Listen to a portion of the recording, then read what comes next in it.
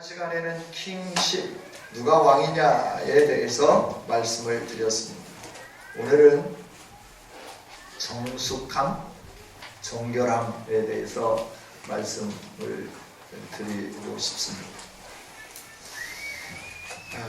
결혼이라고 하는 건 참 소중하죠. 그래서 혼인 언약을 하게 되는 거죠. 혼인 언약을 하고 난 다음에 원만하게 성혼되었음을 선포하는 거예요. 그리고 모든 사람들이 이제 저 두 사람은 부부가 되었다 인정하고 박수하고 이 일들을 하는 거죠. 근데 이렇게 신성한 결혼이지만 이 결혼의 신성함을 요즘 사람들은 그냥 무슨 게임하는 것처럼 생각을 해요. 그래서 마음에 들고 안 들고 그러면서 쉽게 생각하는 게 너무나 많다 하는 거예요. 근데 하나님은 오늘 저와 여러분에게 정절에 대해서 가르쳐요. 정절.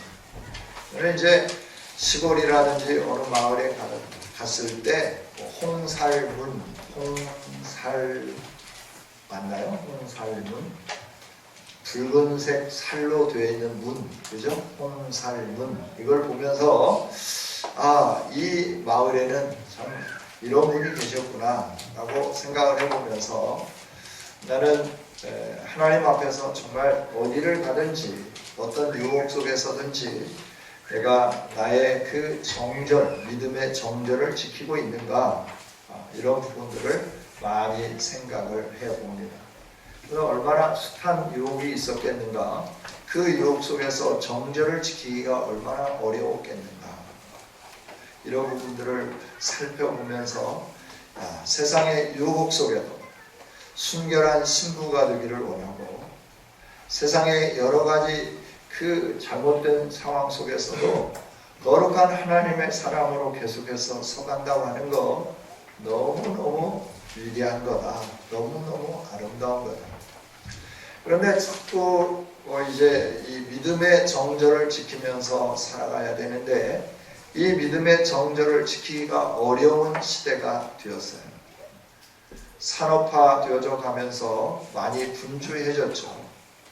또 분주해졌을 뿐만 아니라 이 세상에 누가 더 큰 힘이 있는가, 위력이 있는가 라고 그럴 때 가진 자가 위력이 있어요. 그래서 그 가진 자 앞에 줄 서기 시작해요. 힘이 필요한 사람은 힘을 가진 자에게 줄을 서고, 돈이 필요한 사람은 돈을 가진 자에게 줄을 서고, 명예가 필요한 사람은 명예를 가진 사람에게 줄을 서기 시작하는 것이죠. 그러면서 그 위에 계시는 하나님은 보지 못하고 우선 당장 눈앞에 있는 것들 앞에 마음을 빼앗기면서 우리의 믿음의 정절을 자꾸 빼앗기는 경우가 많아지고 있다라고 하는 거예요. 그렇다고 하나님을 온전히 신뢰하지 않고 믿지 않느냐 하면 그건 아니죠.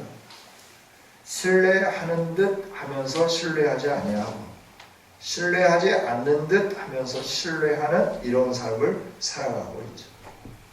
하나님 이처럼 정절을 지키지 않는 것에 대해서 죄라 말씀하시고, 정절을 지키지 않는 신앙생활하는 사람을 가리켜서 음녀와 같다 말씀을 하시면서 오늘 본문에 있는 말씀을 보면 낯이 뜨거워서 읽기가 참 어려운 단어들이 많이 있어요. 이런 것들을 하나님이 표현을 해내시면서 이렇게 과격하게 표현을 하시면서까지 꼭 이렇게 말씀을 하셔야 되는가 라고 할 때 이렇게 말씀하셔야 되기 때문에 이렇게 말씀하시는 거겠죠. 그래서 우리들로 하여금 너가 나의 거룩한 신부인데 나의 신부로서의 정절을 버리는 그 행위에 대해서 나는 더 이상 용납해 줄 수가 없겠다. 그리고 네가 그렇게 좋아하고 돈을 주면서까지 너의 온 마음뿐만 아니라 몸까지 다 바쳤던 그들이 과연 너 삶 속에 얼마나 유익이 되는지 내가 분명하게 볼 수 있도록 해주겠다 말씀하시면서 네 마음 빼앗기고 몸까지 다 빼앗기는 이런 잘못된 삶에서부터 내가 준 이 기회를 놓치지 말고 돌아와라. 돌아와.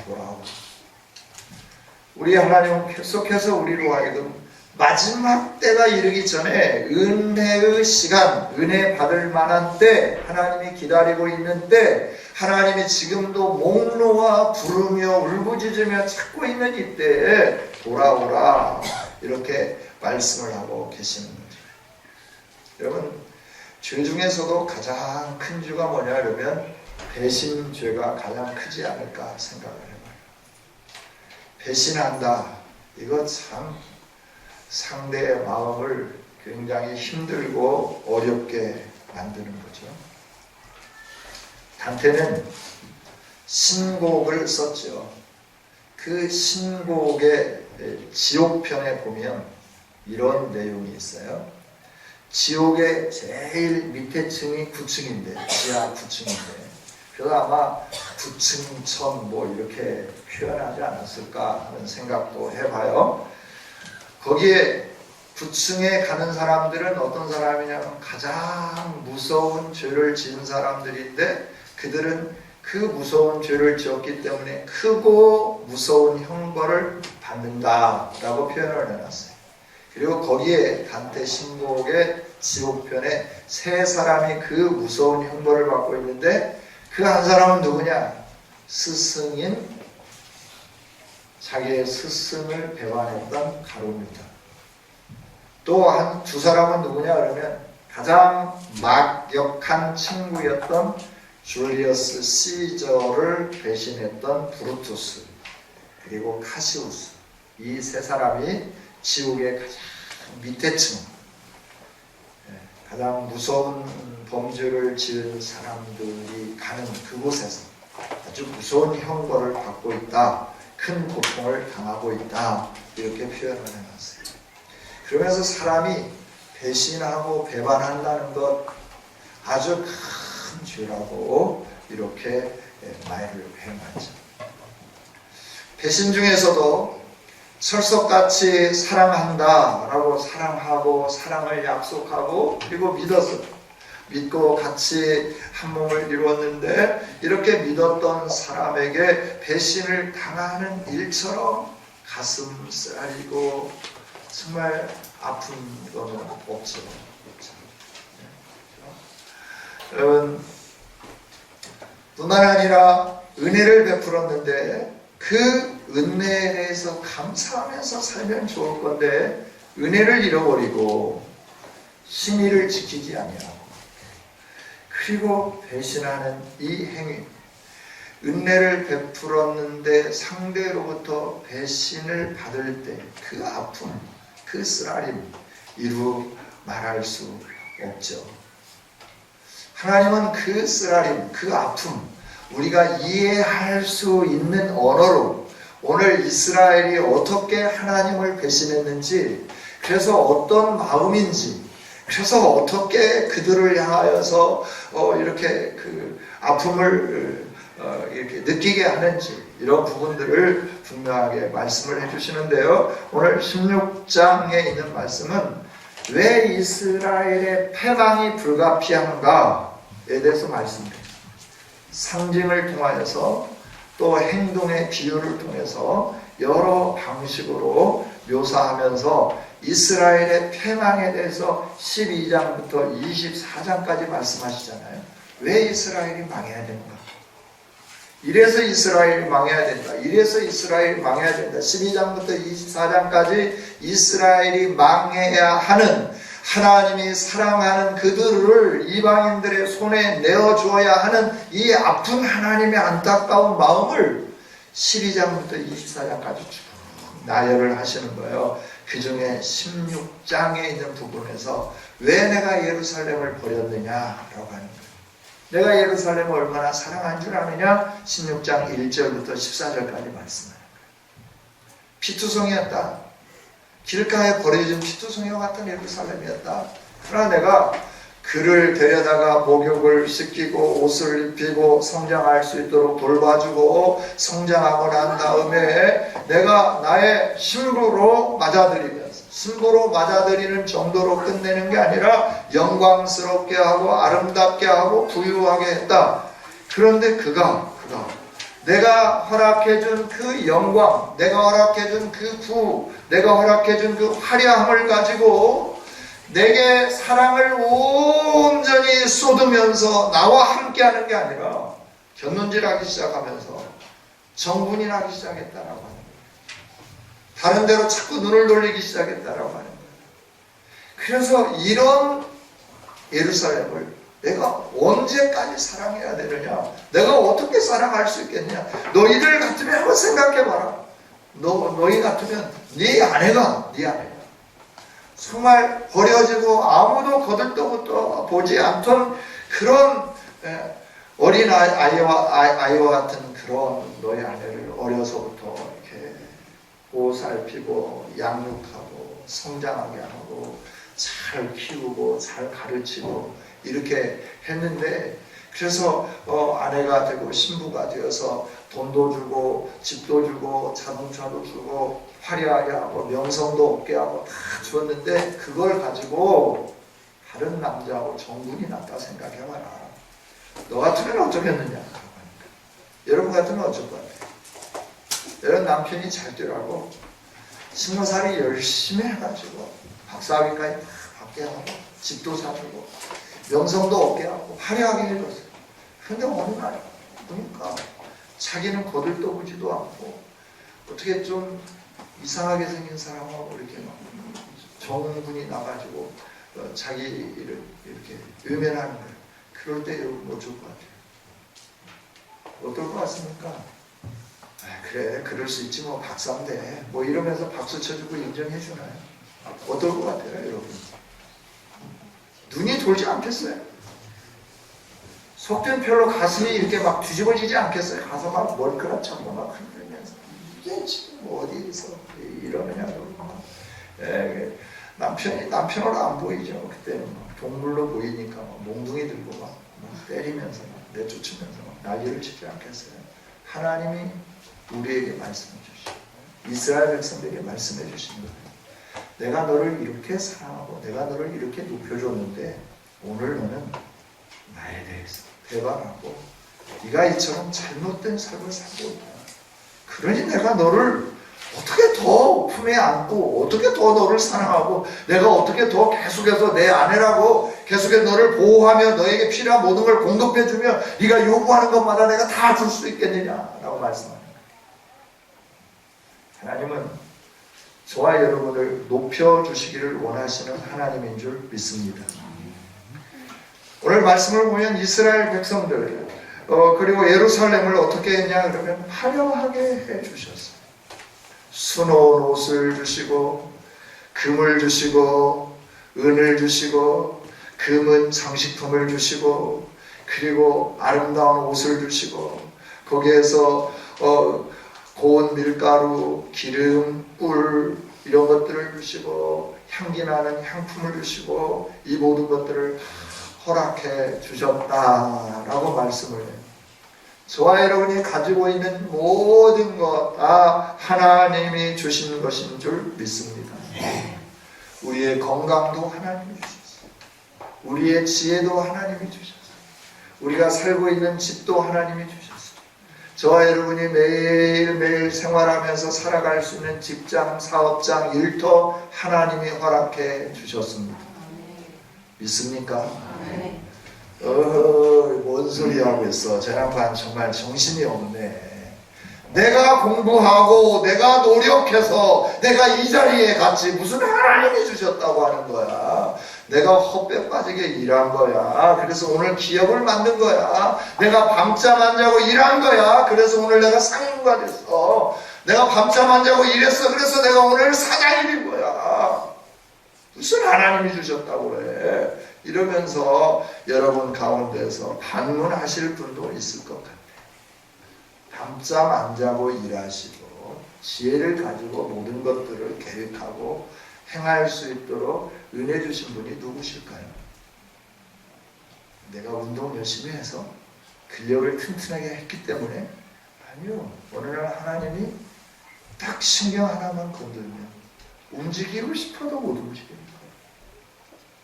뇌 안에 이상한 거 하나만 딱 있게 해서 그 움직이는 신경 하나만 딱 눌러버리면 밑으로 신경이 전달이 안 되는 거예요. 움직이고 싶어도 못 움직이는 거예요. 일어나고 싶어도 못 일어나는 거예요. 말하고 싶어도 말을 못 하는 거예요. 우리 건강 누가 주셨을까요? 너무나 심각하게 말씀드리나요? 우리 건강 하나님이 주셨어요. 건강을 잃으면 뭘 하겠습니까? 중환자실에서 호스를 꽂고 있는데 회장 자리에 갈 수 있나요?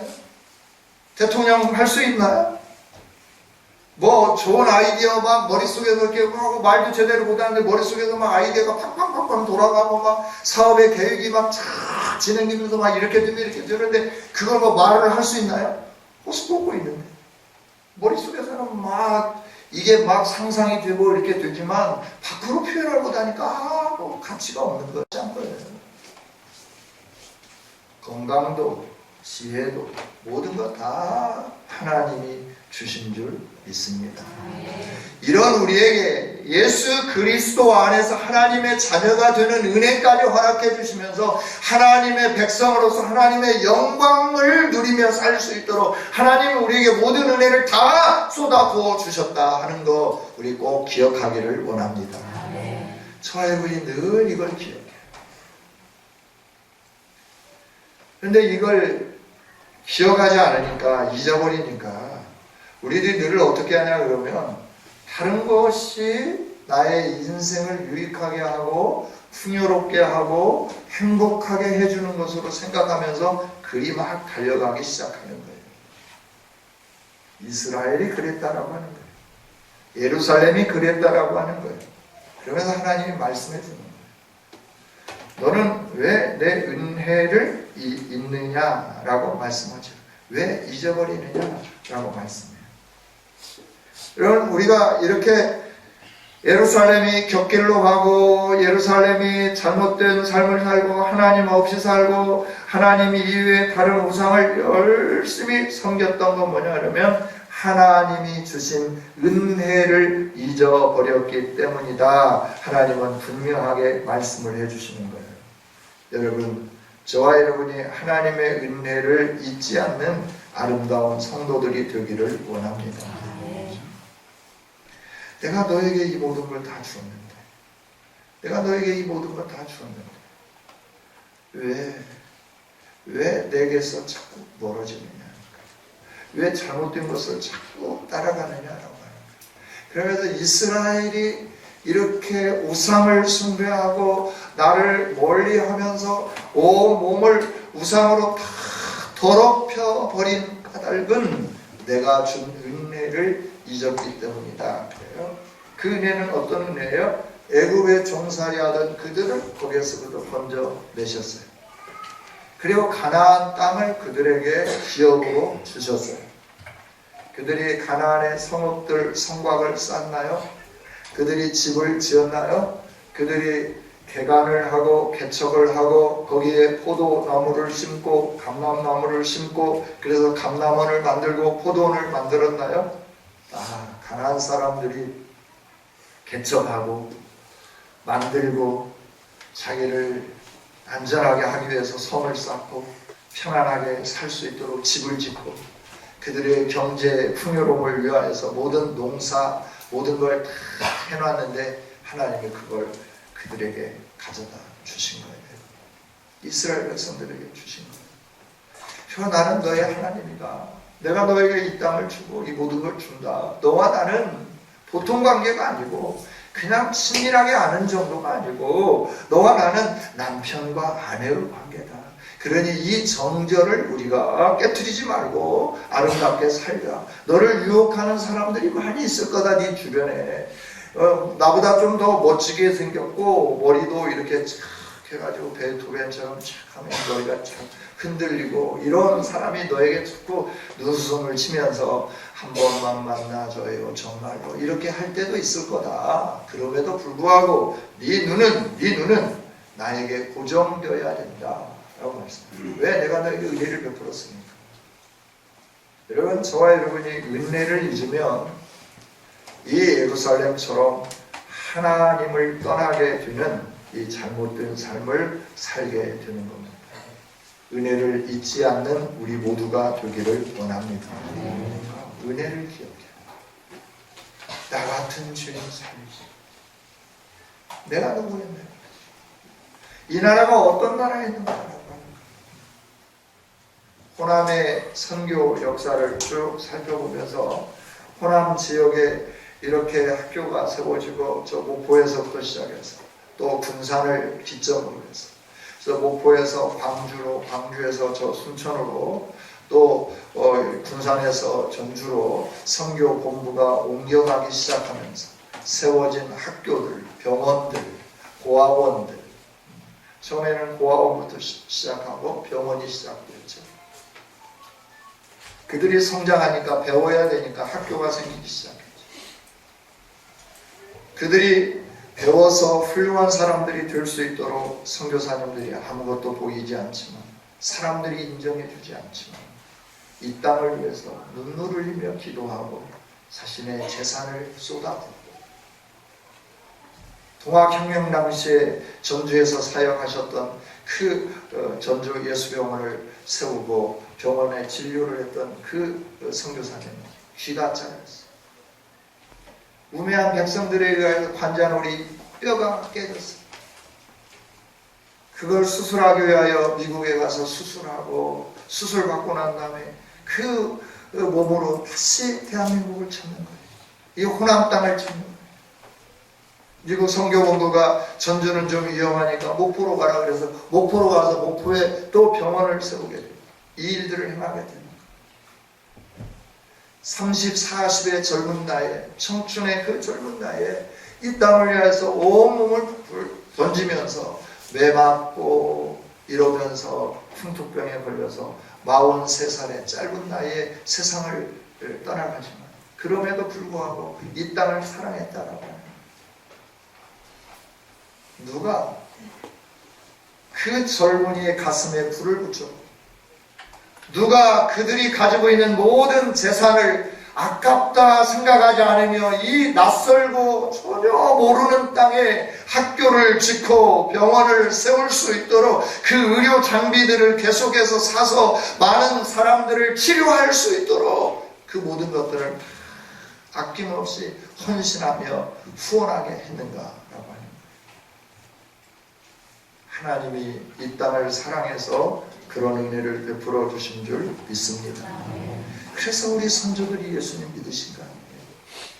마음으로 있던 사람들이 예수님 믿고 신학교에 가서 목사님이 되고 총회장이 되고 이 일들을 행하고 자기는 주인이지만 마부인 목사님 밑에서 세례받고 장로 직분을 감당하고 자기가 가지고 있는 모든 재산을 가지고 교회를 짓고 이런 일들을 행하는 건 아니겠느냐고 하는 거예요. 이렇게 세워진 교회들을 통하여 복음이 증거되고 그 복음의 열정을 가진 사람들이 우리 마을에도 교회가 세워져야 된다고 생각하면서 교회를 세우고 복음을 증거하는 이 일들이 있어짐으로 말미암아 이 나라와 이 민족이 오늘과 같이 부유하게 되고 형통하게 되고 평안하게 된 줄 믿습니다. 이렇게 은혜를 받았는데 우리가 은혜를 잊으면 되겠는가라고 하는 거예요. 은혜를 안 잊어야 되죠. 근데 이 은혜를 잊으니까 하나님 없이 사는 거예요. 하나님 모르고 사는 거예요. 그리고 강대국을 자꾸 의지하면서 사는 거예요. 강대국이 우리를 살게 해주는 것으로 생각하는 거예요. 미국에서도 우리나라를 보면 참 신기한 나라라고 그러잖아요. 왜 신기한 나라이냐면 지하자원이 없어요. 인구가 많은 것도 아니에요. 그렇다고 땅이 넓은 것도 아니에요. 영토가 넓은 것도 아니고 지하자원이 많은 것도 아니고 사람의 숫자가 많은 것도 아닌데 어떻게 세 개의 손가락 안에 들어가는 이 5손가락 안에 들어가는 경제의 부국이 되었는가? 외국에서 사람들이 코리아 그러면 모르는 사람들이 너무너무 많다라고 하는 거예요. 미국에 가서 유학하고 돌아오신 분들 가운데서 너 나라가 어디냐 그러면 코리아 그러면 재팬이냐고 물어봅니다. 코리아가 어디 있냐라고 물어봅니다. 차이나와 재팬 사이에 있는 정말 여기가 우리나라. 지도본을 갖다가 보여주면서 이게 우리나라. 이런 나라도 있었냐? 라고 물어본다고. 이런 대한민국이 스포츠 강국이 되고 경제의 강국이 되고 무역의 대국이 되고 이런 일을 행할 수 있었던 것 어디로부터 온 것일까라고 하는 거예요. 하나님이 주신 은혜가 아니고 뭐겠는가 하는 거예요. 예수님을 믿게 해주시고 그 예수님 앞에 기도하며 울부짖게 했던 이 나라, 이 민족. 그래서 하나님이 강대국이 되게 하시고 이처럼 놀랍게 잘 살게 해주셨는데 하나님이 주신 이 부유와 하나님이 주신 이 평안과 하나님이 주신 이 아름다움 영광스러움을 가지고 이제는 하나님께 엎드리면서 더 하나님과 친밀해지는 게 아니라 점점 하나님 없는 삶을 살려고 하고 성경의 표현대로 하면 음란과 행음을 행하는 이런 사람들이 되어버렸고 이런 교회가 되어버렸다라고 말씀합니다. 여러분, 저와 여러분이 분명하게 하나님의 은혜를 기억하면서 하나님의 사랑 안에 다시 한번 머무는 아름다운 성도들이 되어야 할 줄 믿습니다. 죄는 말이에요. 죄는 희한해요. 죄는 한번 시작되면 그 죄가 점점점 더 확대되어져. 오늘 말씀도 그러잖아요. 너가 처음에는 이러던데 이제는 나중에는 사거리에다가 대를 세우고 사거리에 망대를 세우고 거기서 지나가는 사람들을 다 유혹해서 그리고 하나님을 섬기지 못하게 만들고 길 가는 사람들은 어떤 사람들일까요? 하나님을 예배하기 위하여 예루살렘 성전을 향하여 가는 사람들인데 큰 길을 오기 위해서 이 산당을 세워놓고 거기에서 이상한 짓 하면서 사람들을 꼬드겨서 하나님을 예배하지 못하게 만드는 그런 것으로까지 계속해서 확산되고 확산되었다라고 하는 거예요. 이게 안 되니까 이제 나중에는 어떻게 했냐 그러면 돈을 주면서까지 돈을 받으면서 하는 것도 나쁜 짓인데 돈을 주면서까지 이런 나쁜 일을 행했다 하나님 말씀해 주십니다. 점점점 죄가 확대되어져 가는 것을 하나님 말씀해 줍니다. 우리에게 주시는 경계의 말씀은 뭘까요? 죄는 처음부터 잘라내야지 이 죄를 그대로 놔두면 이 죄는 점점 확산되고 확대되어서 우리를 완전하게 죽인다라고 하는 거예요. 여러분, 우리가 병 중에서 가장 무서워하는 병이 무슨 병입니까? 그죠? 암이죠. 왜 암이 무섭나요? 그거 암세포 그대로 있으면 그냥 그 자리에 도려내면 괜찮아요. 그런데 암이 왜 무섭나요? 그게 자꾸 전이되니까. 우리의 몸에 건강한 세포를 계속 파고드니까. 그거를 잘라냈음에도 불구하고 그게 눈에 보이지 않는 어떤 근원이 계속 우리 몸 안에 신경을 타고 세포를 타고 피를 타고 돌면서 다른 곳에 또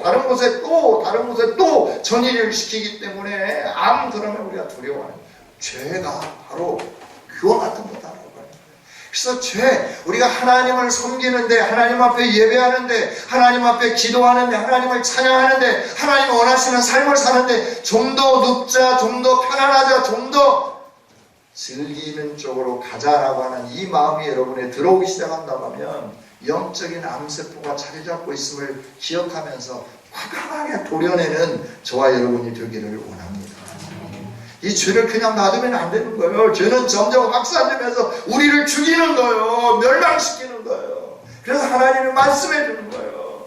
에스겔을 통하여 말씀해 주신 거예요. 예루살렘 내가 빼어난 성읍으로 내가 내 영광을 거기에 두었던 곳인데 내가 왜 이방인들의 손에 가여 짓밟히고 멸망당하고 처참하게 하고 그렇게 더러워지게 한 줄 아느냐. 내 은혜를 저버리고 죄를 가져다가 자기 혼자 죄 짓는 것도 모자라서 다른 사람까지 유혹해서 죄 짓고 그 죄 짓기 싫다고 하니까 돈을 주면서까지 죄를 가져다가 하고 다른 나라 계속해서 가져다 하고 생각하고 나를 의지하고 나를 섬겨야 되는데 나를 의지하지 않냐고 나라를 섬기고 경제를 섬기고 국력을 섬기고 군사력을 섬기고 그러면서 나를 저버렸기 때문에 이렇게 된 거다. 이제 어떻게 열어놓고 보니까 수술할 수가 없다. 수술할 수가 없어. 온몸에 다 전이 되어서 이대로 죽게 놔둬야지 어떻게 할 수가 없다고 말씀합니다. 여러분, 소나무에도 재선충이 있어요. 저희들이 어릴 때는 송충이가 소나무를 죽이기 때문에 송충이를 잡으러 산에 갔어요. 젓가락을 들고 송충이를 잡았어요. 그래서 송충이 한 마리 한 마리 잡고 몇 마리 잡았느냐에 따라서 그날 성적이 달라지는 거예요. 송충이를 많이 잘 잡으면 성적도 올라가요. 못 잡으면 못 올라가요. 그런 시절이 있었어요. 송충이는 눈에 보여요. 잡으면 소나무가 살아날 수 있었어요.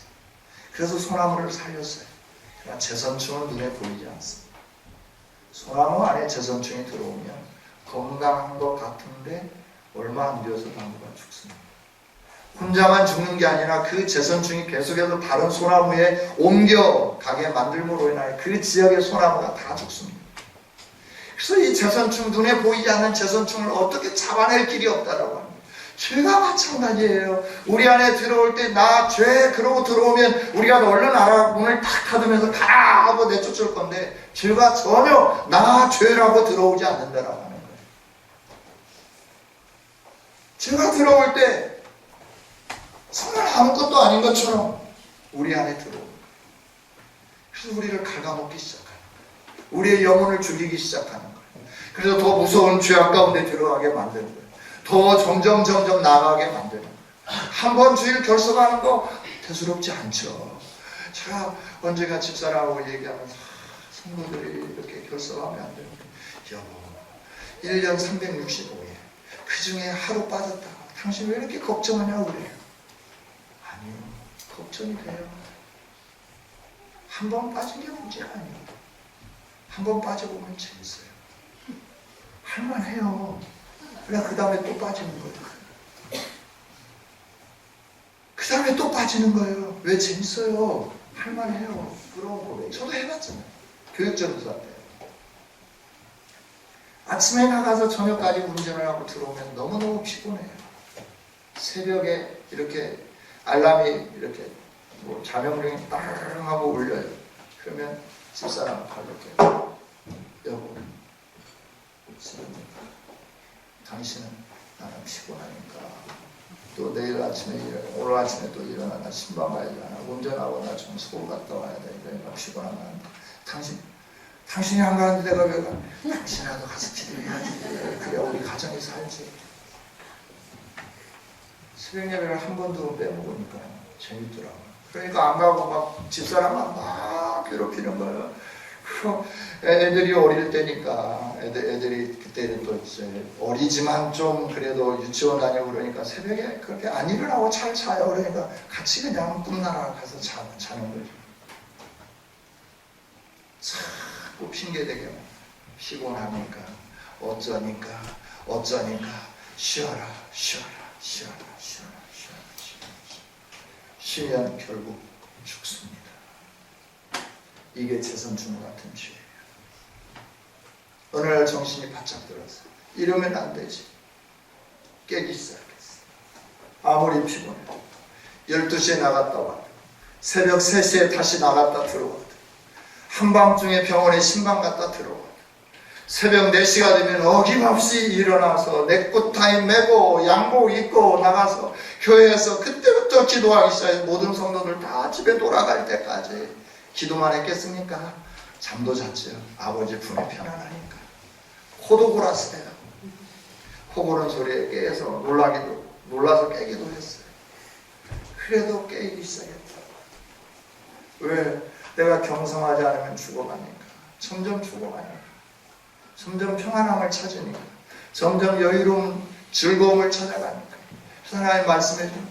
너가 죄라고 하는 것이 얼마나 심각한지를 좀 알았으면 좋겠다. 그 심각성을 잊어버리니까 오늘 이 모양이 됐지 않느냐. 이렇게 지저분한 여인과 같은 삶을 사는 너가 되었지 않느냐. 그런 너를 내가 어떻게 계속 사랑하면서 I love you, I love you 하면서 너를 내가 품에 안고 너를 내가 사랑하며 너의 필요한 모든 걸 내가 공급해 줄 수 있겠느냐. 이제 더 이상은 아니지 않느냐. 그래서 내가 네가 그렇게 좋아하는데 그러면 좋아하는 거 한번 따라가 봐라. 어떻게 되는지. 그럼 내가 너를 이렇게 보호해 줄 때가 좋은지 지금이 좋은지 한번 따라가 봐라. 그래서 너가 이렇게 됐지 않느냐라고 말씀해 주는 거예요. 네가 그렇게 좋아하던 바벨론, 네가 그렇게 좋아하던 애국, 네가 그렇게 좋아하던 우상들, 네가 그렇게 좋아하던 가나안의 신들이 너 힘들고 어려울 때 도와주냐? 너 의복을 주냐? 너에 이렇게 종살이하고 그러는데 너에게 뭐 평안함을 주냐? 기쁨을 주냐? 네가 그렇게 의지했잖아. 네가 그렇게 사랑했잖아. 나보다도 더 좋다고 그랬잖아. 그래서 네가 따라갔잖아. 그런데 오늘 현실이 뭔가를 한번 바라봐라. 분명히 봐라. 똑똑히 보라 라고 말씀해 주는 거예요.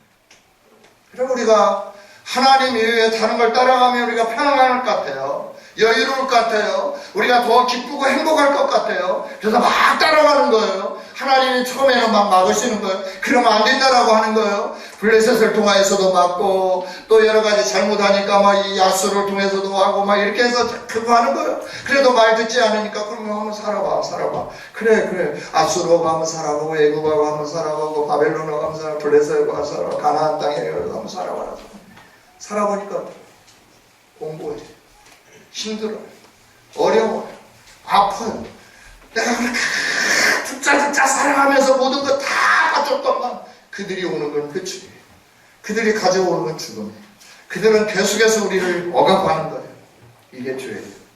사단은 이렇게 무서운 존재이면서 저와 여러분을 유혹하고 우리를 끌어가면서 저 죽음의 자리에 넣는 것이 사단이 하는 일이에요. 저 하나님 말씀해 줍니다.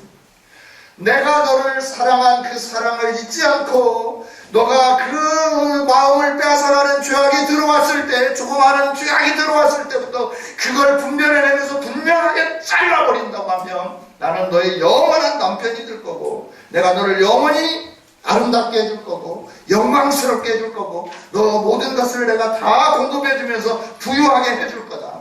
그러나 네가 나를 떠나서 다른 데 더 좋은 것이 있는 줄 알고 여기 끼우 저기 끼우 하면 그들이 너를 얼마나 아프게 하는지 너가 직접 경험하게 해줄 거다 말씀하시면서 에스겔을 통하여 쭉 보여주십니다.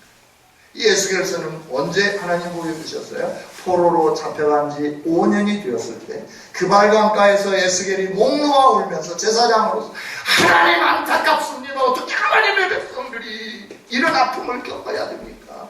눈물을 흘리며 탄식하여 환상 중에 보여주십니다. 내가 왜 그래야만 되는지, 내가 내 사랑하는 내 아내와 같이 소중한 이스라엘을, 이 예루살렘을 왜 이 아픔의 자리에 두어야 되는지 에스겔에게 포기하시고, 이렇기 때문에 너희들에게 이 아픔이 있다고 하는 것을 너는 좀 힘들지만 선포해 다오. 그리고 내게로 돌아오게 해라. 말씀합니다. 하나님은 오늘도 저와 여러분의 말씀합니다.